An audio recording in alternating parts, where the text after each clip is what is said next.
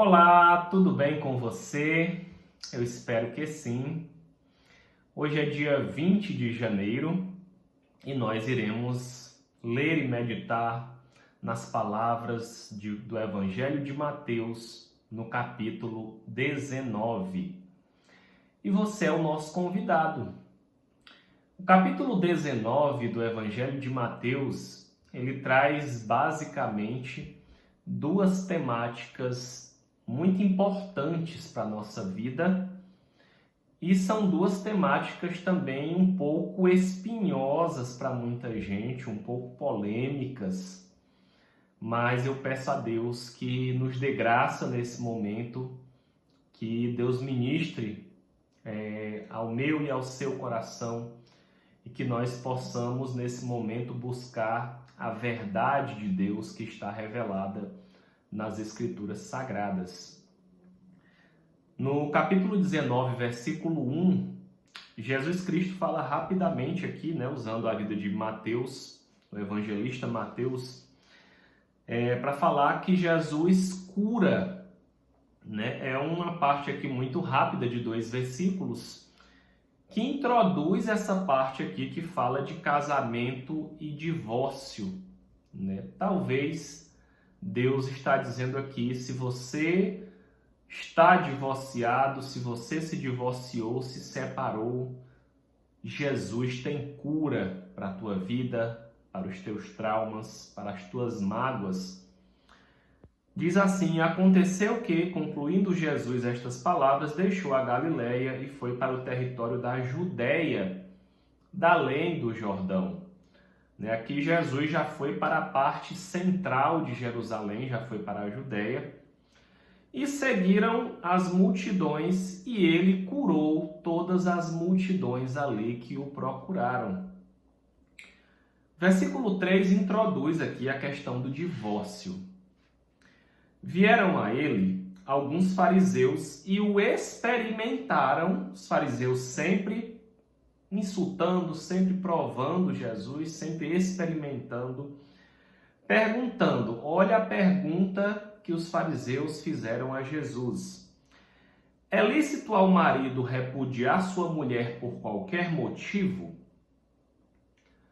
Repudiar é divorciar, é separar, trazendo aos padrões atuais. E ele está perguntando, é lícito, é legal? O marido pode se separar da sua mulher por qualquer motivo? A resposta de Jesus vem aqui nos capítulos 4, 5 e 6. O que Jesus responde a essa pergunta dos fariseus? Então respondeu ele: não tendes lido que o Criador, Deus Criador, desde o princípio reporta ao livro de Gênesis na Bíblia, o livro da criação. Não tendes lido, ou seja, lido na palavra, lido, você não leu, que o Criador desde o princípio os fez homem e mulher, e que disse, aqui coloca também na palavra da criação os dois sexos, os gêneros criados por Deus. Deus criou homem e mulher. E biologicamente, anatomicamente, estes dois seres criados por Deus têm muitas diferenças. E disse, versículo 5, por essa causa deixará o homem pai e mãe e se unirá à sua mulher, tornando-se os dois uma só carne. De modo que já não são mais dois, porém uma só carne. Porquanto que Deus ajuntou, não separe o homem. Aqui Jesus coloca o princípio do casamento. O que é o casamento? Casamento, segundo a palavra de Deus, e eu vou falar de casamento porque eu, Emanuel, me casei sem entender, sem ter conhecimento e discernimento do que era o casamento. Mas o casamento é uma instituição que Deus descreve entre um homem e uma mulher que deixam pai e mãe e se unem ao seu marido.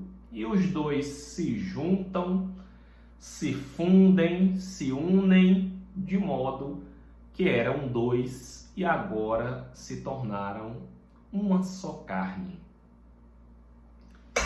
Eu não sei como é que isso acontece no contexto espiritual, no contexto, eu sei que Deus firma uma aliança muito forte, uma união muito forte. Ele diz que agora, de modo que não são mais duas pessoas, agora os que se casam, eles deixam, né, o seu pai e a sua mãe e se juntam e se tornam um, só um.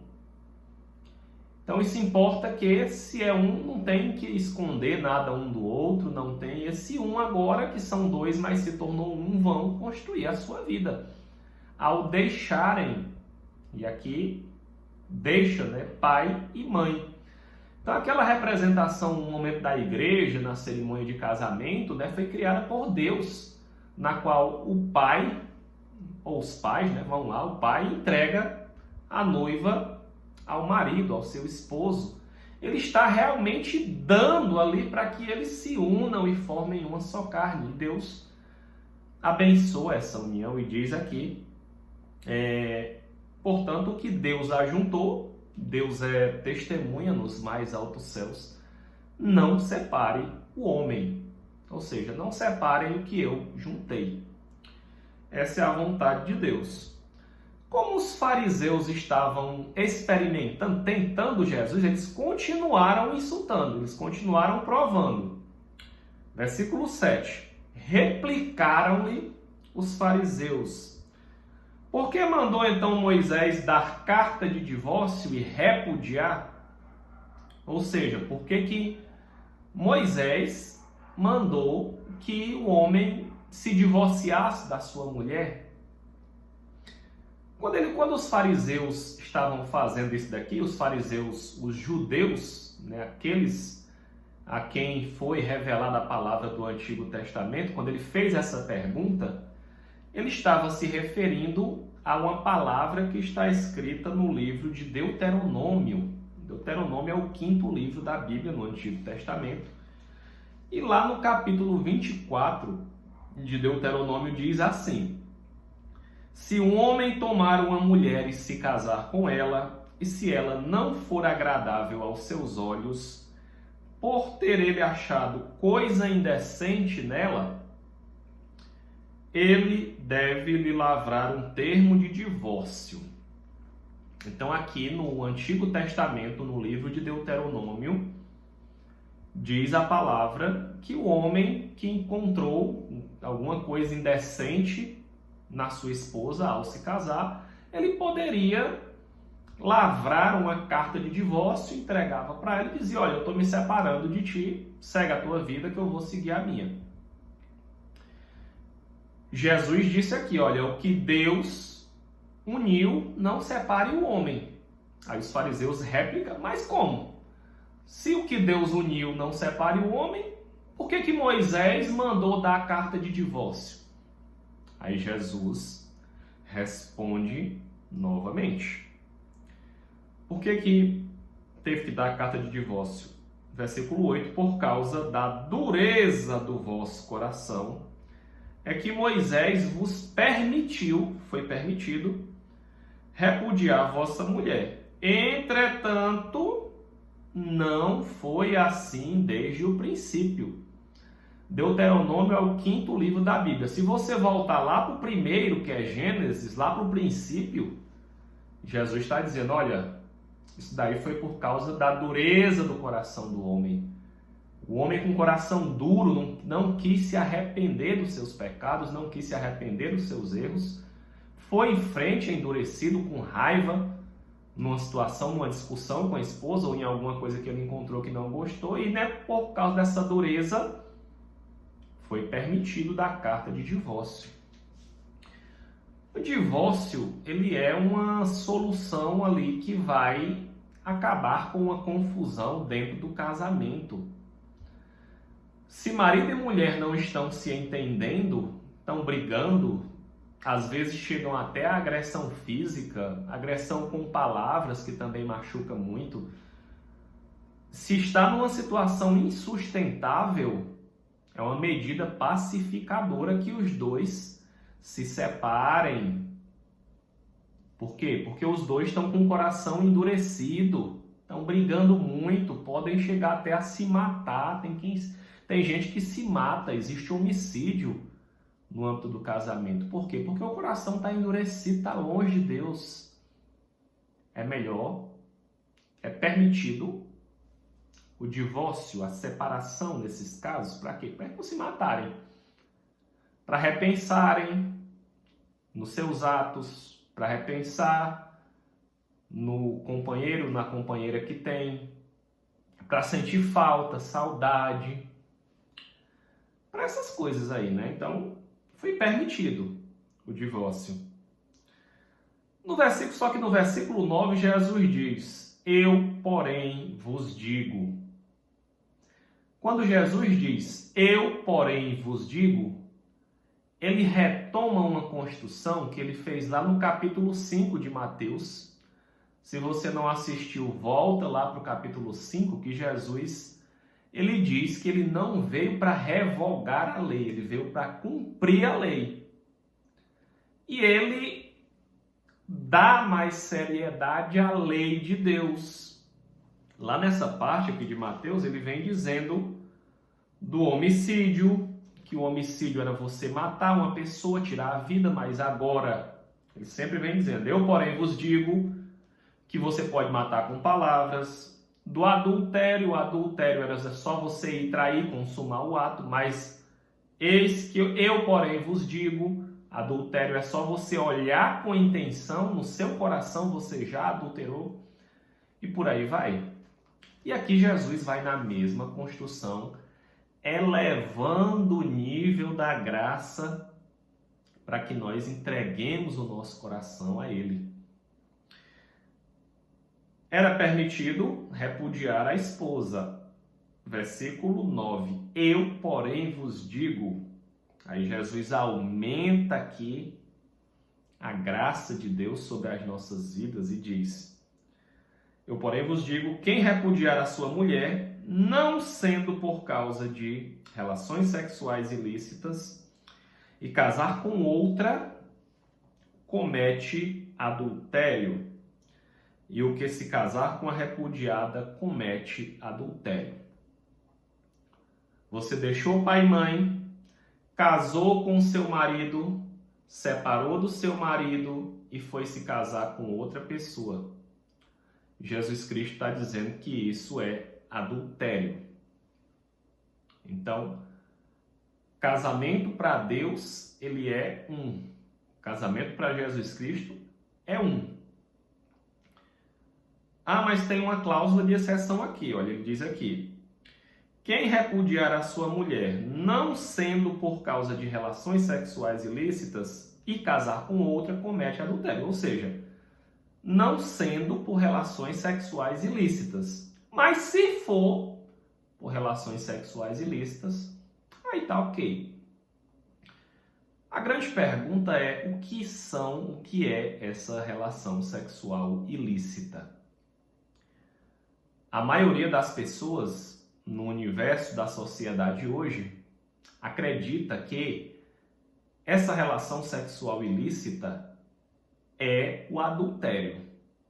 Você é casado com a sua esposa adulterou, ou o seu marido adulterou, e isso lhe dá o direito de abandoná-lo e ir se casar com outra pessoa porque cometeu imoralidade sexual.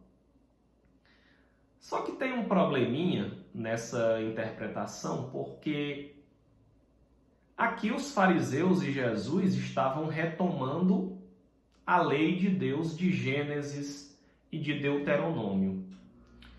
E em Deuteronômio diz que a pena para o adultério era a morte por apedrejamento para os dois. Na antiga aliança, se você fosse pego em flagrante de adultério, a pena não era o divórcio, a pena era a morte por apedrejamento. Onde é que está escrito isso, Emanuel? Deuteronômio, capítulo 22, versículo 22. Se um homem for achado deitado com uma mulher que tem marido, então ambos morrerão. O homem que se deitou com a mulher e a mulher. Assim eliminarás o mal do meio de Israel.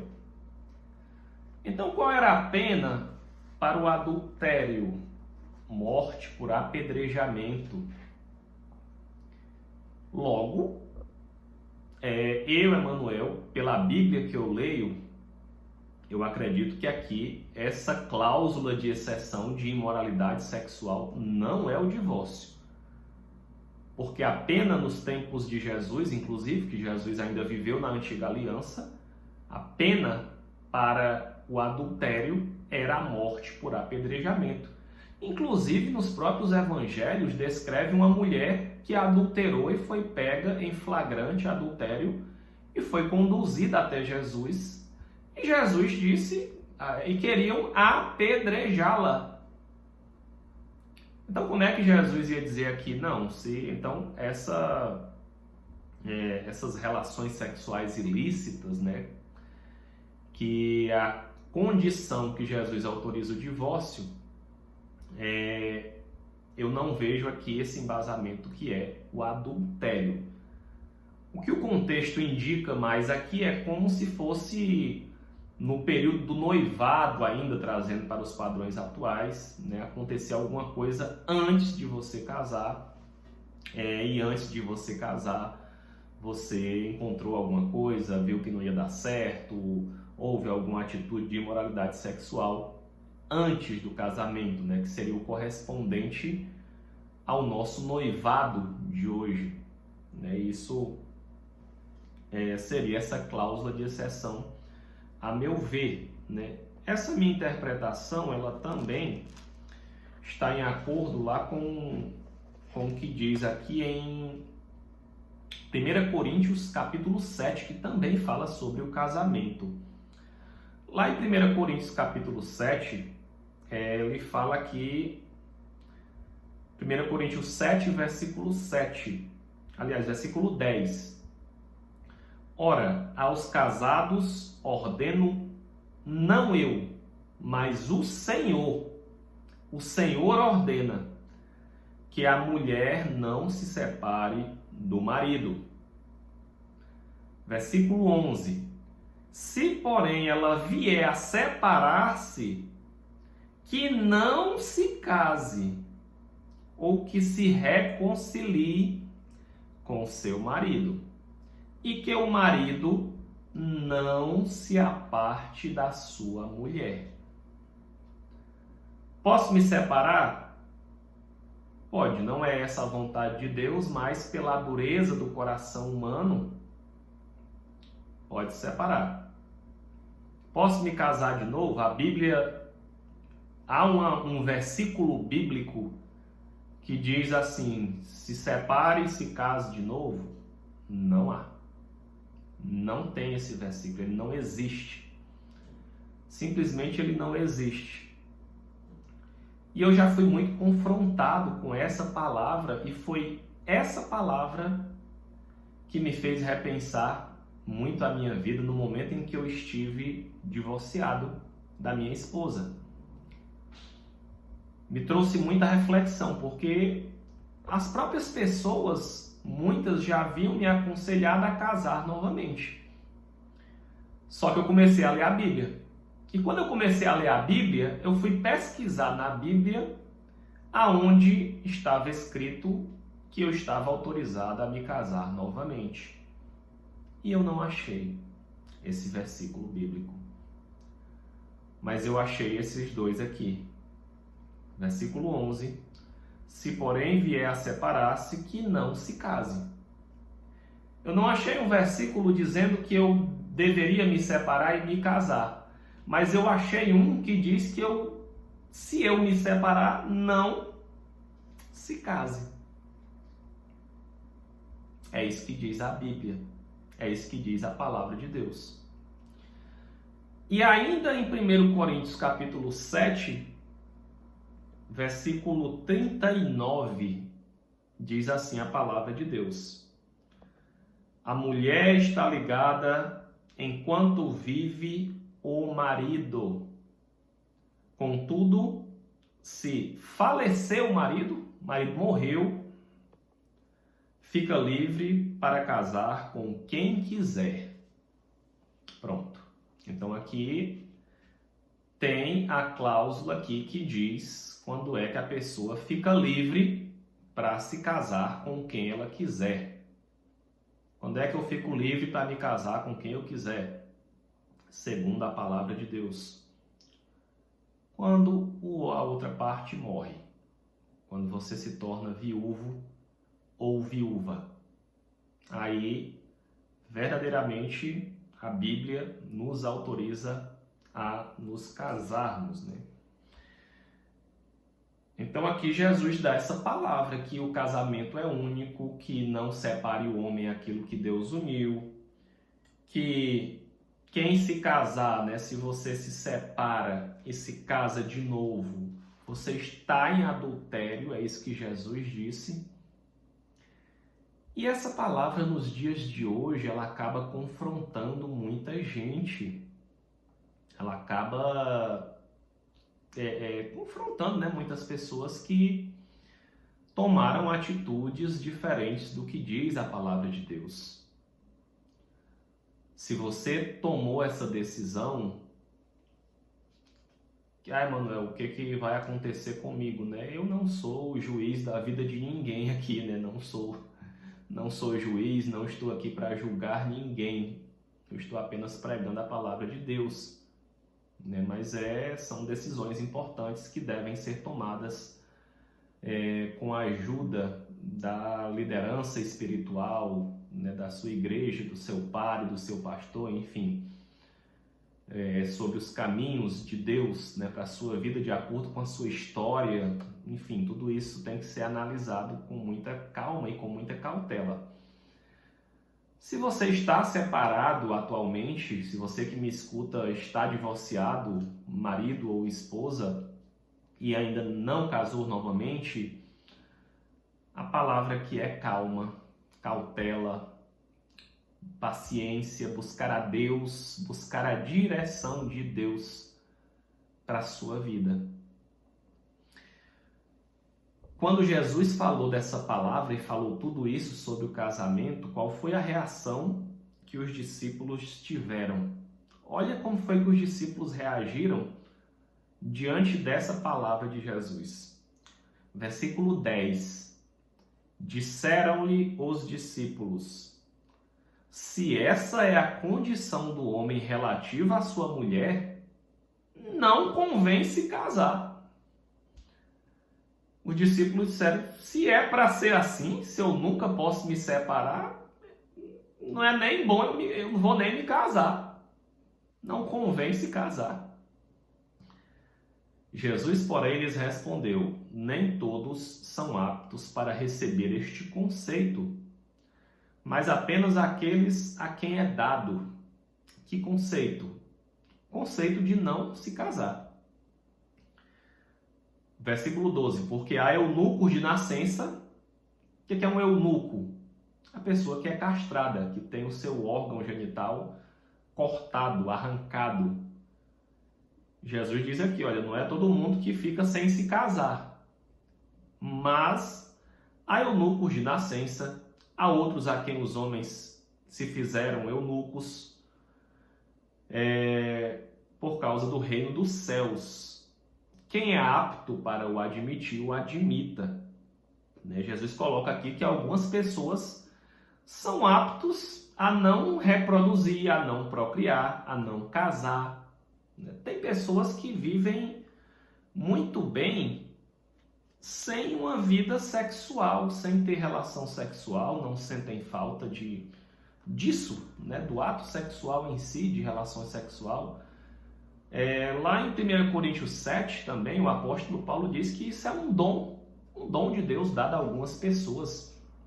Ele diz assim, olha, 1 Coríntios 7,7, quero que todos os homens sejam também como eu sou. Paulo tinha esse dom, o apóstolo Paulo ele não se casou, nunca se casou. No entanto, cada um tem de Deus o seu próprio dom. Um, na verdade, de um modo e o outro de outro. Ele diz aqui que os solteiros fiquem solteiros. Mas ele diz aqui que caso não se dominem, se você não tem domínio sobre si, que se casem, porque é melhor casar do que viver abrasado. O que é abrasado? É o homem que não pode ver uma mulher passando na frente dele, que ele tá, opa, eita!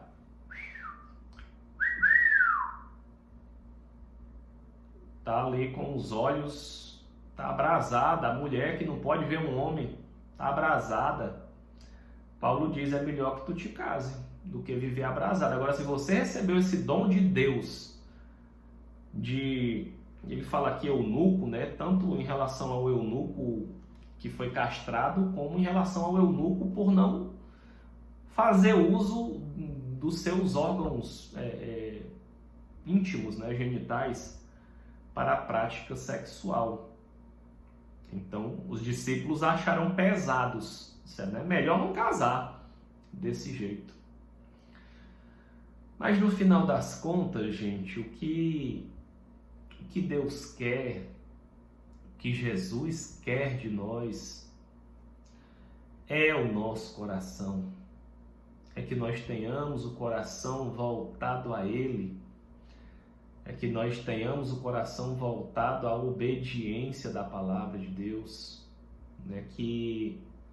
E se você se distanciou muito dessa palavra e disso tudo que nós falamos hoje, não se desespere, né? Enquanto nós estamos vivos, nós podemos buscar a Deus, nós podemos buscar sabedoria em Deus, nós podemos nos arrepender dos nossos pecados e corrigir muitas coisas que nós fizemos, né, no nosso passado.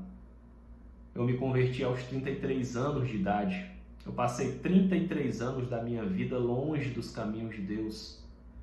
Eu fiz muita coisa errada que eu precisei voltar atrás para corrigir e preciso até hoje. E muita coisa Deus ainda tem para trabalhar na minha vida. Muita coisa ainda tenho para aprender e todos os dias é um aprendizado no caminho de Deus, na palavra de Deus. Casamento é uma instituição muito séria para Deus. Casamento, segundo a palavra de Deus, no fim dos tempos, haverá um casamento do noivo, que é Jesus, e que vai voltar na sua segunda vinda, com a sua noiva, que é a igreja de Cristo. E eles vão se casar para a vida eterna. Então, nosso casamento aqui na terra é só um ensaio.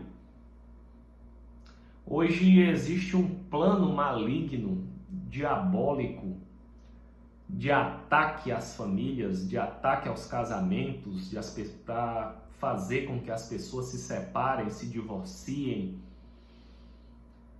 E quando há um divórcio, quando há a quebra dessa aliança, muitas vezes os filhos crescem em famílias desestruturadas, crescem sem a presença do pai, sem a presença da mãe, crescem pessoas frágeis, com vazios existenciais, lacunas, adoecimento mental, fragilidade excessiva.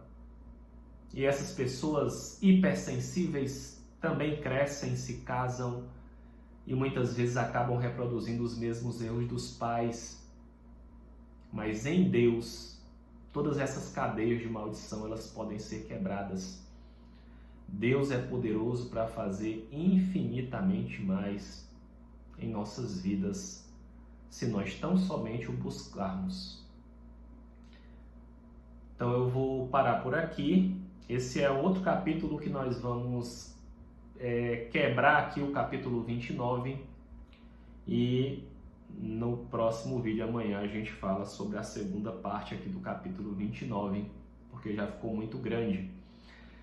Que Deus te abençoe e te guarde e te proteja de todo o mal, em nome de Jesus.